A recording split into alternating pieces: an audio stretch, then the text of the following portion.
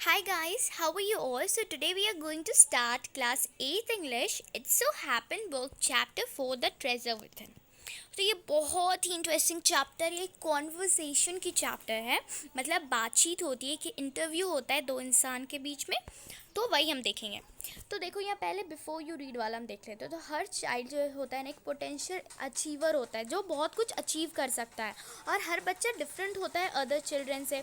उसके style of learning में वो कैसे सीखता है और उसके एरिया ऑफ इंटरेस्ट में, जैसे कि कोई कोई कुछ बनना चाहता है, कोई कुछ बनना चाहता है, किसी का एकेडमिक्स में कोई भी इंटरेस्ट नहीं होता तो किसी का स्पोर्ट्स में इंटरेस्ट होता है। तो इसी तरह से हर बच्चा जो है वो अलग होता है। तो इस इंटरव्यू को हम पढ़ेंगे जो कि बेस्ड है कॉन्वर्सेशन बिटवीन जो हो रहा था मिस बेला राजा, जो कि एडिटर है स्पार्श की। स्पार्श एक न्यूज़ लेटर है फ्रॉम द रिसोर्स सेंटर और द वैली स्कूल बैंगलोर। और जो मिस्टर हाफिज़ कॉन्ट्रैक्टर है ना, ये इंडियाज़ लीडिंग आर्किटेक्ट्स है। तो आर्किटेक्ट वो होते हैं ना जो ड्रॉ करते हैं designs of houses, buildings, forts, किसी भी चीज़ को जो डिज़ाइन करता है, ठीक है, बिल्डिंग्स को जो डिज़ाइन करता है, ये बनाते नहीं है, सिर्फ डिज़ाइन करता है, ठीक है। तो यहाँ पे हम देखते हैं तो हाफिज़ कॉन्ट्रैक्टर जो थे ना एक अनहैप्पी स्कूल बॉय थे। वो मतलब उन्हें he love doing things but detested mechanical learning. Mathematics give him the shivers. तो इसी की चीज़ के बारे में हम इनके पढ़ेंगे। तो पहले स्टार्ट करते हैं। सो एच सी हमारे कौन है, हाफिज़ कॉन्ट्रैक्टर, और बी आर से हमारा मतलब है बेला राजा। सो एच सी बोलते हैं, आई यूज़ एच सी मतलब कौन है, हाफिज़ कॉन्ट्रैक्टर, ठीक है। तो आप ये याद रखें, मैं आपको एच सी और बी आर बोलूँगी। So H C, I use to have this terrible nightmare only now over the last 4 to 5 years it seems to have disappear. तो टेराइबल का मतलब होता है बहुत ही डरावना, और नाइट मेयर का मतलब होता है बुरा सपना, ठीक है। तो वो बोलते हैं एच सी कि मुझे ना बहुत ही बुरा डरावना सपना आता था, एकदम बहुत ही ख़राब से डरावना सपना, और अभी ही कुछ 4 से 5 सालों से ना वो अभी ख़त्म हो गया, वो नहीं आता। तो बी आर पूछती है, what nightmare are you talking about and why do you think it has disappear now. तो बी आर पूछती है कि किस टाइप के नाइटमेयर, किस टाइप के बुरे सपने के बारे में आप बात कर रहे हैं, और आपको क्यों लगता है कि वो अब मतलब अब वो डिसअपियर हो गया, अब वो क्यों नहीं आता। तो एच सी बोलते हैं, I use to get continuous nightmares about appearing for a maths examination where I did not know anything. तो वो बोलते हैं एच सी कि मुझे कॉन्टिन्यूस मतलब बहुत सारे नाइटमेयर्स आ रहे थे ऐसे कि मैं ना एक मैथ्स के एग्जाम में बैठा हुआ हूँ जहाँ पे मुझे कुछ भी नहीं पता। Now the psyche must have gotten over it. I don't have to think about education and there is absolutely no time to get nightmares. तो वो बोलता है कि जो साइके है मतलब मेरी जो माइंड है या फिर मेंटालिटी है, साइके मतलब होता है माइंड या फिर मेंटालिटी, वो भी इन से चीज़ों से ऊपर उठ चुकी है, हट चुकी है। मुझे अब पढ़ाई के बारे में नहीं सोचना है और मेरे पास अभी कोई टाइम भी नहीं है नाइटमेयर्स को देखने का, यानी कि नाइटमेयर के बारे में सोचने का, बुरे सपनों के बारे में सोचने का, क्योंकि वो बहुत ही मतलब बेस्ट आर्किटेक्ट थे ना, तो उनको तो बहुत सारे डिज़ाइंस बनाने होते होंगे। तो बी आर पूछती हैं, tell us something about your earliest memories in school. B R पूछती है कि हमें बताइए आप कि आपकी जो मेमोरीज थी आपके पहले की स्कूल की कुछ मेमोरीज के बारे में।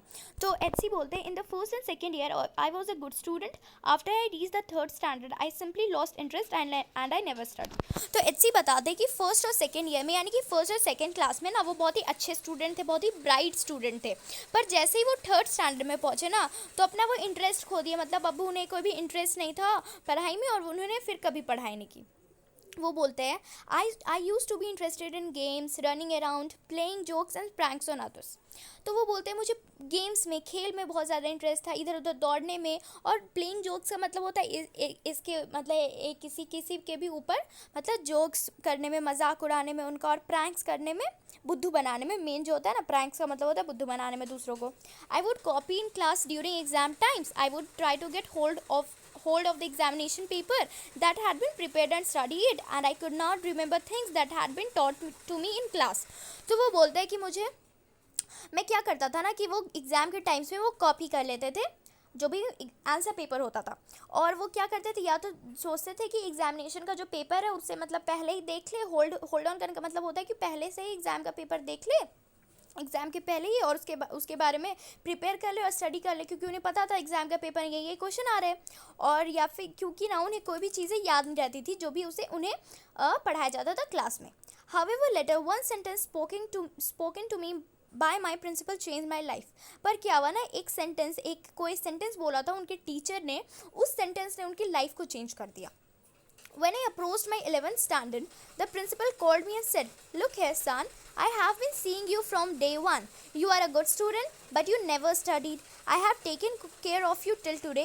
Now I can no longer take care of you, so you do it for yourself. तो वो बोलते हैं जब वो 11 क्लास में पहुँचे थे तो उनका जो प्रिंसिपल थे ना, उन्होंने उन्हें बुलाया और कहा, देखो मेरे बच्चे, मेरे बेटे, मैं तुम्हें बहुत मतलब पहले दिन से देख रहा हूँ यहाँ पे, तुम बहुत ही अच्छे स्टूडेंट थे पर अब तुम पढ़ते ही नहीं हो। मैंने तुम्हारा ध्यान रखा है, मैंने तुम्हारा बहुत ज़्यादा, आज तक मैंने तुम्हारा बहुत ध्यान रखा है, पर अब मैं तुम्हारा ध्यान नहीं रख पाऊँगा क्योंकि अब वो स्कूल तो अब 12th में के बाद वो छोड़ ही देंगे, तो अब वो मतलब ध्यान नहीं रख पाएंगे, तो आपको अपना पढ़ाई, आपको सब कुछ अपना खुद से करना पड़ेगा। He talk to me for 5 minutes. उन्होंने उनसे 5 मिनट तक बात किया और बोलते हैं कि यहाँ पे ऐसे में आपको, इसमें कोई भी ऐसा डिफ़िकल्ट वर्ड नहीं है इस चैप्टर में, तो मैं आपको इंग्लिश लाइन के बाद हिंदी बताने से अच्छा मैं आपको अंडरलाइन करके हिंदी बताते जाती हूँ, और जो भी हार्ड वर्ड्स हो गया, डिफ़िकल्ट वर्ड होगा, जो भी टिपिकल वर्ड होगा, मैं आपको उसकी हिंदी बता दूँगी, ठीक है। तो आपको आपके पापा भी नहीं है और आपकी मम्मी जो है ना बहुत ज़्यादा वर्क करती हार्ड कि आपको यहाँ तक ले आई है, वो एक बहुत ज़्यादा हार्ड वर्क करके, और उनको आपकी जो फ़ीस है वो भी पे करनी पड़ती है।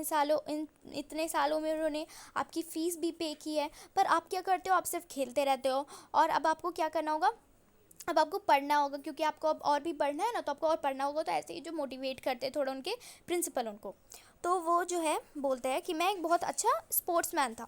मैं जो था ना वो सीनियर चैम्पियन था बहुत सारे साल तक, और मैं क्रिकेट कैप्टन भी था। मैं हर गेम में खेलता था, पर उस 11 क्लास वाले ईयर में ना वो फील्ड के बाहर भी नहीं गए थे, मतलब फील्ड के बाहर नहीं, क्लास के बाहर भी नहीं गए थे, वो फील्ड में अपना पैर भी नहीं रखे थे। वो बोलते हैं कि मैं प्रेयर्स में जाता था और फिर मैं क्या करता था कि या तो खाता था या फिर पढ़ता था। मैं क्या करता था, मैं नॉर्मली यूज़ करता था, मतलब वो कॉपी कर लेते थे और पास कर लेते थे आंसर पेपर को। पर उन्होंने रियलाइज़ किया कि जब वो एसएससी में, मतलब यानी कि सीनियर सेकेंडरी क्लास में वो ऐसा नहीं कर सकते, 12 में तो वो ऐसा कर नहीं सकते। तो वो बोलते हैं मैंने गॉट अ सेकंड क्लास, मुझे सेकंड क्लास मिला था, 50% मिले थे in my SSC senior secondary class में। और मेरे प्रिंसिपल ने कहा था, सन आपको consider yourself as having got a distinction, this is my memory of my school days. तो वो बोलते हैं कि सर मेरे बेटे, आपको मतलब आप अपने आप को कंसिडर कर दो कि आपको डिस्टिंक्शन बना है। डिस्टिंक्शन का मतलब होता है ना, जैसे नॉर्मली हम डिस्टिंक्शन का मतलब बोलते हैं, जैसे 74 से जो 80-85 ऐसे कुछ परसेंटेज होते हैं ना, उन्हें हम डिस्टिंक्शन कहते हैं, ठीक है। तो वो बोलते हैं तुम इतना समझ लो कि तुम्हें डिस्टिंक्शन मिला है। वो बोलते हैं ये जो हमारी मेमोरी है मेरी स्कूल डेज़ की। I did lots of other things, see as far as many things are concerned I can't remember, I forget things very easily, to remember I have to see things as a photograph. तो वो बोलते हैं मैंने और भी बहुत सारी चीज़ें की है, पर जितनी भी चीज़ें मैंने जैसे यहाँ पे लिखा हुआ ना, as far as my things are concern, इसका मतलब होता है कि शायद वो रेफ़र करें उन चीज़ों को, उन मटेरियल्स को जिनको उन्हें याद नहीं है डिटेल में, तो उनके हर चीज़ को याद नहीं रहता था, वो हर चीज़ को बहुत ही ईजिली भूल जाते थे। याद करने के लिए ना वो फोटोग्राफ को देखते थे। वो बोलते हैं I read a book and I can remember the matter as a photograph but not through my mind, this is how it works. और वो बोलते हैं अगर वो कोई भी बुक पढ़ते हैं ना, तो वो किसी भी चीज़ को एक फ़ोटोग्राफ, बुक को फ़ोटोग्राफ की, मतलब बुक में कुछ फ़ोटोग्राफ्स होते हैं, उसे देख के या फिर बुक की फ़ोटो देख के उसे याद आता है। जैसे बुक का अगर कोई नाम बोलोगे तो उन्हें याद नहीं रहेगा कि शायद उन्हें पढ़ा है उसके अंदर क्या, पर उन्हें फ़ोटो दिखा दी जाएगी या उसके अंदर की फ़ोटो दिखा दी जाएगी, बुक के अंदर की, बुक के ऊपर की या बुक के अंदर की, तो उन्हें याद आ जाता है। तो ऐसे ही उनका जो माइंड है ना वो ऐसे ही काम करता है। तो यही जो है हाफिज़ कॉन्ट्रैक्टर, ये जो फ़ोटो है ना, ये हाफिज़ कॉन्ट्रैक्टर, एक रियल स्टोरी है हाफिज़ कॉन्ट्रैक्टर की, जो कि ऑलमोस्ट द बेस्ट आर्किटेक्ट है इंडिया के। उनको पद्म भूषण या विभूषण ऐसे कुछ मिल चुका है, जो कि बहुत ही प्रेस्टिजियस अवार्ड होता है इंडिया में, है ना। बी आर फिर बोलती हैं, when you were in school and you were doing badly, did your teachers pull you up and how did you feel. तो वो पूछती है कि जब आप स्कूल में थे, तो आप जब ख़राब करते थे मतलब पढ़ाई में, तो आपकी जो टीचर्स है, पुल यू अप का मतलब होता है आपको, मतलब बोलती थी आपको, जैसे नॉर्मली टीचर्स बोलते हैं ना अपने स्टूडेंट की, तुम्हें और भी पढ़ना चाहिए, तुम्हें ऐसे करना चाहिए, वैसे करना चाहिए। तो आपकी टीचर जब आपको ऐसे बोलती थी, आपको कैसा फील होता था, आपको कैसा लगता था। तो वो बोलते हैं HC, I never field any thing on being pulled up, मुझे ऐसा कुछ भी नहीं लगता था कि जब वो लोग मुझे ऐसे बोलती थी। I use to be so interested in playing, I would receive a caning every week.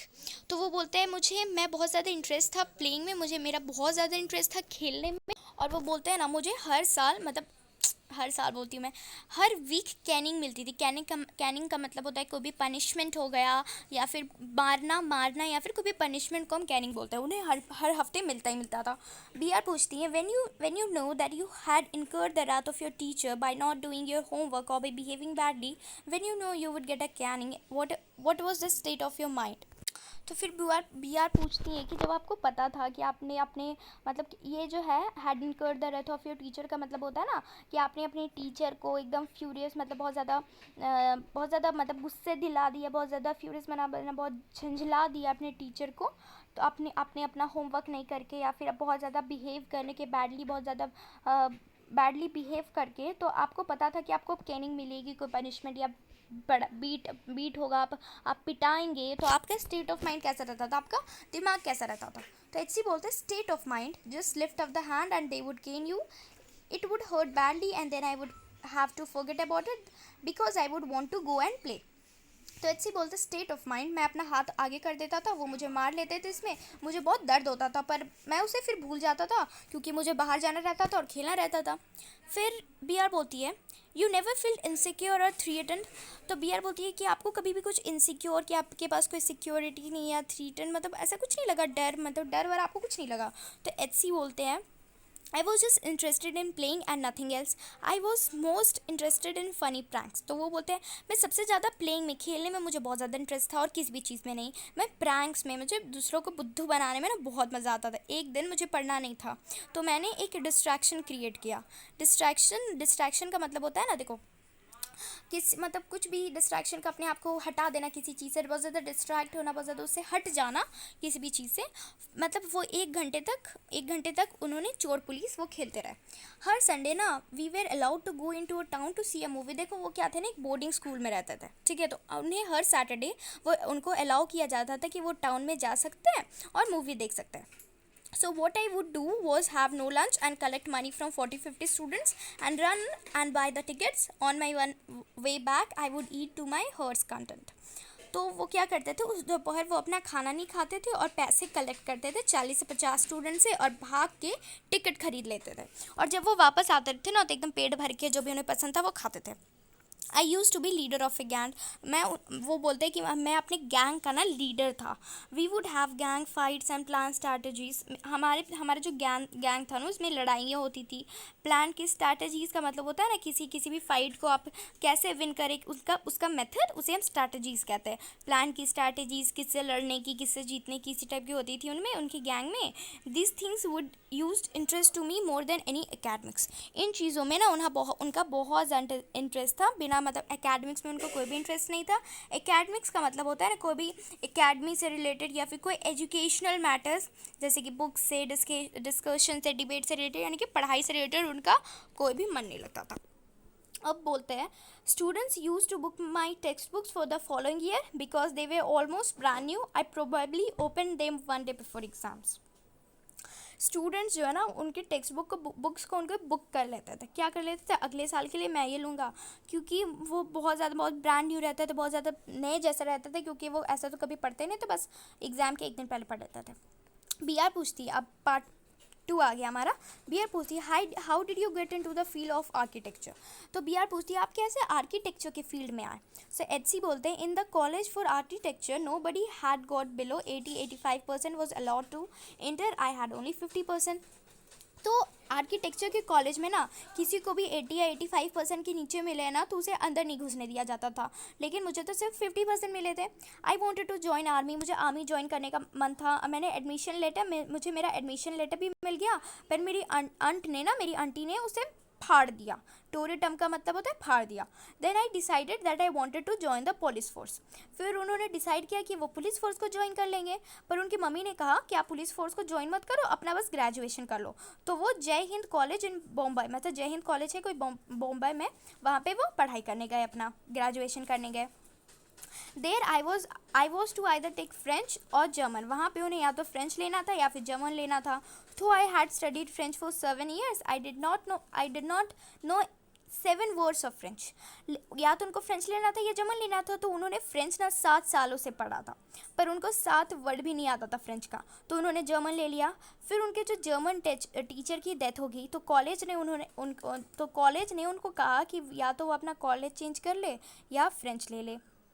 अब वो सोचे कि मुझे अब कौन एडमिशन देगा कोई और कॉलेज में, मुझे तो यहाँ जय हिंद में ही कॉलेज में इन्फ्लुएंस से मिला है। सो आई थॉट ओके मैं फ़्रेंच ले लेता हूँ, and I started learning French. अगर और मैं फिर से फ्रेंच सीखना स्टार्ट कर दिया। मैं ये अपने कज़न से सीखना स्टार्ट किया। वो एक आर्किटेक्ट की वाइफ थी, तो मैं आर्किटेक्ट की ऑफिस में जाता रहता था फ्रेंच सीखने से अपनी कज़न से, क्योंकि वो आर्किटेक्ट की वाइफ थी ना। तो बी आर बोलती हैं, was it then that you decided you wanted to do architecture.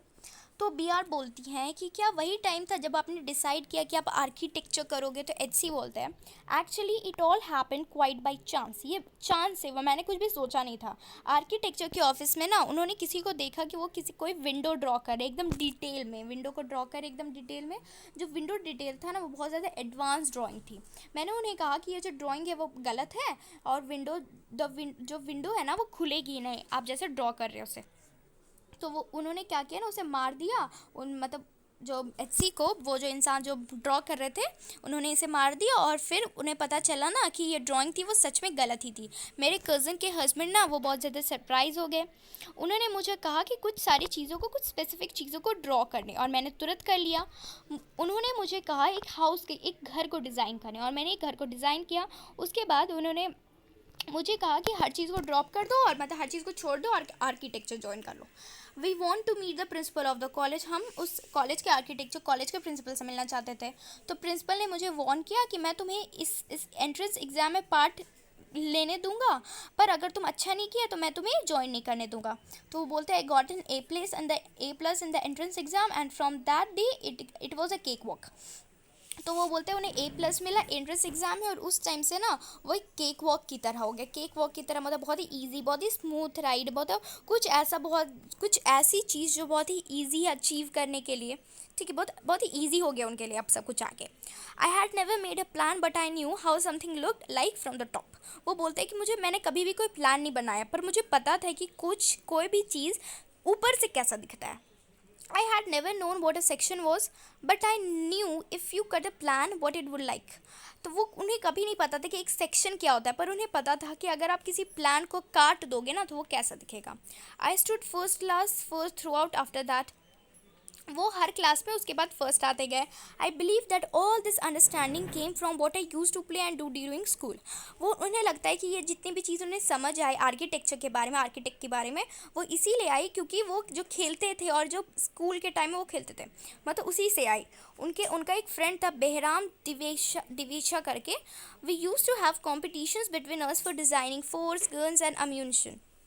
वो बोलते हैं कि हमारे बीच में कंपटीशन होता है कि हम फोर्ट्स को डिज़ाइन करें। फोर्ट्स मतलब होता है महल को डिज़ाइन करें, गन्स को डिज़ाइन करें, और अम्यूनिशन होता है ना वो चीज़ें होती है ना जो कि रिलेटेड हो क्या चीज़ों से, ये गोली हो गई, बारूद हो गई, गन वन, सारी अम्यूनिशन ये वही चीज़ें होती है। Each of us would design something in an effort to be different. और हम सब ना डिज़ाइन करते थे ऐसा कि वो कुछ अलग हो। ठीक है, डिज़ाइन करते थे ऐसी चीज़। In school, when I was in the second or third standard, one of my teachers, Mrs. Gupta, saw my sketches and told me, "See, you are useless in everything else, but your sketches are good. When you grow up, you become an architect." मेरे school में जब मैं second या फिर third standard में था ना, तो मेरी एक टीचर मिसेस गुप्ता ने मेरे स्केचेस को देखा और मुझे बोला कि तुम तो हर चीज़ में बेकार हो, यूजलेस हो, पर तुम्हारे जो स्केचेस है ना वो सच में अच्छे हैं। जब तुम बड़े हो जाओगे ना तो तुम एक आर्किटेक्ट बनोगे। I did not know at the time but she was right. Later after I became an architect I went back to meet her and tell her. मुझे उस टाइम नहीं पता थी आर्किटेक्ट क्या होता है, पर वो सही थी। कुछ मतलब फिर बाद में जब मैं आर्किटेक्ट बना ना तो मैं उनके पास फिर से वापस गया और उन्हें बताया कि मैं आर्किटेक्ट बन गया। सो बी आर बोलती हैं, what do you think you did not like studies? Was it because you fail you could not deal with the curriculum? तो वो बी आर बोलती है कि आपको क्या लगता है कि आपको पढ़ाई क्यों नहीं पसंद थी, आपकी कोप की वजह से, कि क्योंकि आप उसे हैंडल नहीं कर पाओगे, पढ़ाई को आप मैनेज नहीं कर पाओगे। कोप का मतलब होता है हैंडल करना, डील करना, मैनेज करना, या फिर आप उस करिकुलम से आप डील नहीं कर सकते। तो करिकुलम मतलब जो पढ़ाई का हमें तरीका बताया गया कि ऐसे ऐसे पढ़ना है ना, उस तरीके से आप डील नहीं कर सकते थे। तो अच्छी बोलते हैं I was very bad at languages, मैं लैंग्वेजेस में बहुत बुरा था। साइंस और ज्योग्राफी को तो मैं ऐसे भी डील कर सकता था, मैं किसी तरह उसे उन्हें पढ़ भी सकता था, पर जो मैथ्स थी ना वो मेरी बहुत बुरी थी। मुझे उसमें हल्का सा भी इंटरेस्ट नहीं था। मैं ना सिर्फ पढ़ाई, मुझे पढ़ना है, मैं इसीलिए उसे पढ़ रहा था। व्हेन वो मुझे क्या पढ़ाते थे आज, और मैं 2 दिन बाद उसे भूल जाता था। और मतलब मैं इतना परेशान भी नहीं होता था, क्योंकि I would not bother because there was no application of mind there no to begin with. मैं उसमें ज़्यादा परेशान भी नहीं होता था, क्योंकि मैं भूल जा रहा मुझे इससे कुछ फ़र्क भी नहीं पड़ता था। तो बी आर बोलती हैं did you think that what they taught in school was boring, or did you feel that once you understood the concept of what was being taught you lost interest in the rest of the lesson? तो B R बोलती है कि आपको क्या लगता है वो जो भी चीज़ स्कूल में पढ़ाते थे वो बोरिंग थी, या फिर आपको लगता था कि आपने एक बार किसी कॉन्सेप्ट को समझ लिया है जो आपने पढ़ाया, तो आप फिर उस लेसन में इंटरेस्ट ही खो देते थे। तो एच बोलते हैं living in a boarding school is difficult, एक बोर्डिंग स्कूल में रहना वो बहुत डिफ़िकल्ट है। हम सिर्फ मतलब रह ही रहे थे वहाँ पे, ठीक है, हम सिर्फ जी रहे थे हर दिन। Nowadays there so many test, अभी तो बहुत सारे टेस्ट होते हैं, पर उस टाइम ना हमारे पास टेस्ट होते थे सिर्फ और सिर्फ कॉपी करने के लिए। जो टीचर है ना, और हम कॉपी करके कर देते थे और टीचर सोचती थी कि हमने अपना काम कर लिया है। B R there is a contention that giftedness and learning disabilities go hand in hand. Do you think this applies to you? B R बोलती है ना कि आपको क्या लगता है ये जो एबिलिटीज़ है, यानी कि लर्निंग की, मतलब ये जो एबिलिटीज़ है, देखो ये जो गिफ्टनेस होता है ना, इसका मतलब होता है हैविंग स्पेशल एबिलिटीज़, मतलब कुछ अच्छा एबिलिटीज़ को स्पेशल एबिलिटीज़ होना, जिसमें आपको लर्निंग के डिसेबिलिटीज़, आपको हाथ मतलब वो इतने बुरे थे, जैसे मैं आपको सीधे में बताऊँ तो वो इतने बुरे थे पढ़ाई में, फिर भी वो इतना अच्छा कर लिए, क्योंकि उनमें जो ये लर्निंग डिसेबिलिटीज़ वो बहुत ही ईजिली उनसे डील कर लिए। क्या आपको क्या लगता है ये आपके साथ भी होता है? मतलब बहुत सारे लोग हैं जिनके पास स्पेशल एबिलिटीज़ होता है ना, जो बिना पढ़े भी कर लेते हैं कुछ ना कुछ। तो आपको क्या लगता है वो आपके साथ भी होता है? वो बी आर पूछते हैं। तो एस सी बोलते हैं well take some students from a class, those who always stood first और second are today doing very ordinary jobs. तो एच सी बोलते देखो मेरे क्लास के कुछ स्टूडेंट जो ना हमेशा फर्स्ट या फिर सेकंड आता है, तो वो अभी कुछ ऑर्डिनरी जॉब्स कर रहे हैं। बी आर बोलती है I have came across this situation in so different places where people tell me that they're class toppers and are doing very ordinarily today. तो बी आर बोलती है ना मैं भी इस सिचुएशन से बहुत ज़्यादा मिली हूँ, क्योंकि मैं भी बहुत ज़्यादा डिफरेंट जगह पे गई हूँ जहाँ पे लोग बताते थे ना कि वो क्लास के टॉपर्स हुए करते थे और अभी बहुत ज़्यादा ऑर्डिनरी जॉब्स कर रहे हैं, अभी कुछ ऐसा खास नहीं कर रहे। ऐसे ही बोलते हैं in school I think living our life they made us street smart.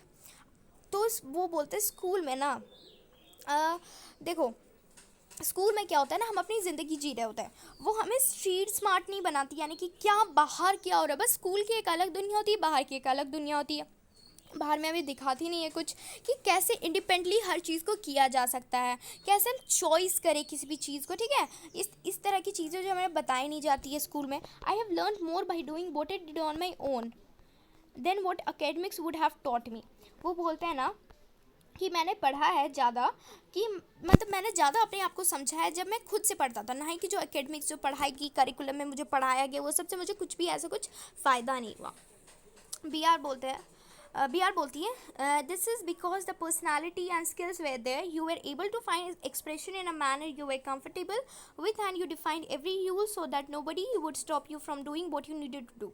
ये इसलिए हो रहा है क्योंकि आपके पास जो पर्सनैलिटी और आपकी जो स्किल्स है, ठीक है, आप समझ सकते हो अपने एक्सप्रेशन को और मैनर को जो वहाँ पे है, और आप कंफर्टेबल हो सकते हैं।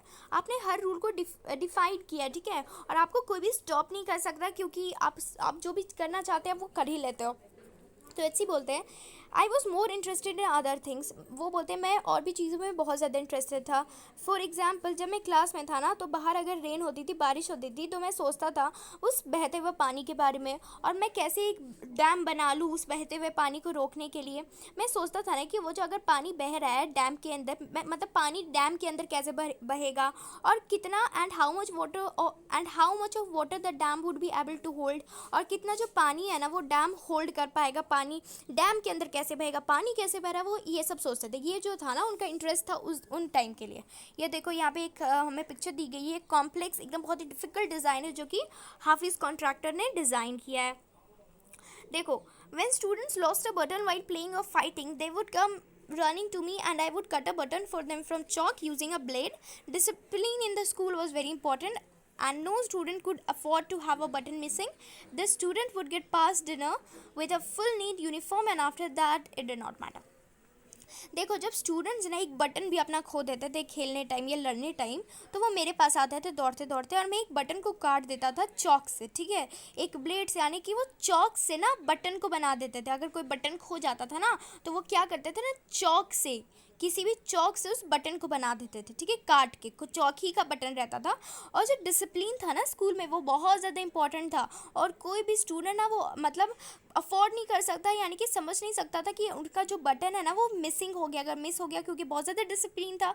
जो स्टूडेंट्स को ना एकदम नीट यूनिफॉर्म में रहना पड़ता था, यानी कि रात के खाने तक, और उसके बाद इसका कोई फ़र्क नहीं पड़ता था कि आप कैसे रह रहे हो। बी आर बोलते हैं, coming to the present, how did you decide as to what kind of structure you want to give a client. तो बी आर बोलती हैं कि अब आप प्रेजेंट में आते हैं, आप कैसे डिसाइड करते हैं कि किस टाइप का स्ट्रक्चर ना आपको अपने क्लाइंट को देना है। तो एच सी बोलते हैं ना, मैं क्लाइंट के फेस को देखता हूँ, उनके कपड़े को देखता हूँ, वो कैसे बोल रहे हैं, वो कैसे किसी चीज़ को प्रोनाउंस कर रहे हैं, वो कैसे खा रहे हैं और उनका टेस्ट कैसा है। इन सारी चीज़ों से मैं लोगों को रिलेट कर लेता हूँ और वो किस चीज़ों में कंफर्टेबल है, मैं इन चीज़ों से उन्हें रिलेट कर लेता हूँ। मैं बहुत ज़्यादा स्केच करता हूँ, बहुत ज़्यादा जल्दी से, मतलब स्पॉन्टेनियसली पेपर में वो स्केच कर लेते हैं उसी स्पॉट पे, उस सारी चीज़ों को, उस इंसान से वो सारी चीज़ों को रिलेट कर लेते हैं और उसी टाइम वो ना उसी चीज़ को पेपर पे स्केच कर लेते हैं। और वो पेपर ना जब वो अपने पीपल लोगों को देते हैं, अपने क्लाइंट को देते हैं ऑफिस में ना, तो वो खुश हो जाते हैं। B R you do it instinctively. तो इंस्टिंक्टिवली का मतलब होता है नेचुरली, या में मतलब वो किसी ट्रेनिंग या फिर कोई मतलब किसी ट्रेनिंग से ना ही हो, कोई पढ़ाई से बहुत ज़्यादा ट्रेंड होने के बाद नहीं हो। तो इंस्टिंक्ट का मतलब होता है ना नेचुरली, ठीक है। तो वो बी आर पूछती है कि क्या आप नेचुरली ये सब कर लेते हो। तो वो बोलते हैं, call it instinct, call it arithmetic, whatever, now it comes to me like mathematics. तो एच सी बोलते हैं ना कि आप इसे इंस्टिंक्ट कह सकते हो, आप इसे अर्थमेटिक कह सकते हो, कुछ भी। अब वो मुझे ये चीज़ ना मुझे मैथमेटिक्स की तरह है, डिज़ाइन बनाना, उसे कंस्ट्रक्ट करना, उसे साइकोलॉजिकली सोशोलॉजिकली साथ बनाना और एक स्केच बनाना, ये सारी चीज़ें एक मैथमेटिक्स की तरह है।